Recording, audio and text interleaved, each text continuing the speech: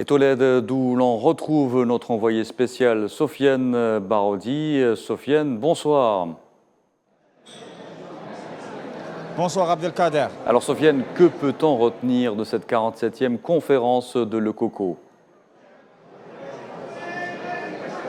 Alors nous avons assisté au lancement, il faut dire, avec une grande mobilisation et une très forte présence de la 47e édition de Le Coco ici à Tolède, en Espagne.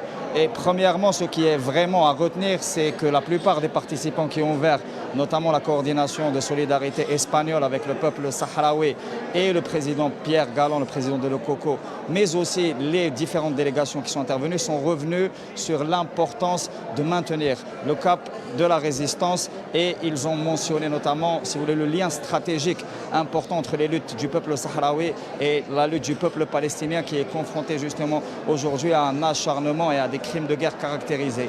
Ça, c'est le premier point qui est revenu. Nous avons assisté aussi à une conférence de presse qui devait, si vous voulez, certifier ou alors souligner les différents objectifs. Et le premier objectif, dans une conjoncture internationale marquée par un regain de tension dans différentes régions, y compris en Europe, parce que même ici en Espagne, il y a, si vous voulez, une situation de crise politique, de crispation politique autour de deux projets qui sont des projets opposés. Et donc, il y a une forte mobilisation pour amener déjà, premièrement, l'État espagnol à assumer sa responsabilité historique dans le cadre de l'objectif de décolonisation.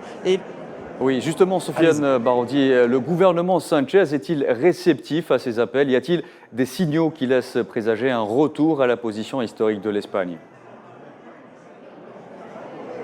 Écoutez, comme vous le savez, Pedro Sanchez a été obligé de composer dans le cadre d'une alliance électorale pour saisir la majorité, de composer avec différents courants politiques qui, pour la plupart, soutiennent le combat du peuple sahraoui, son droit à l'autodétermination et à l'indépendance. Je citerai l'exemple de l'activité qui a eu lieu, qui est une réunion interparlementaire internationale au sein du Parlement espagnol même, organisée à l'initiative de Sumar, qui est une formation politique de gauche qui soutient Sanchez et qui veut imposer, si vous voulez, certaines conditions, notamment celle de revenir et celle de tenir la responsabilité historique de l'Espagne. Il y a aussi les différents courants et les parlements régionaux qui ont aussi participé très fortement, notamment du Pays Basque, le PNV, le Parti national basque, mais aussi Bildu, et aussi une représentation catalane importante. Et donc, on va dire que le gouvernement Sanchez...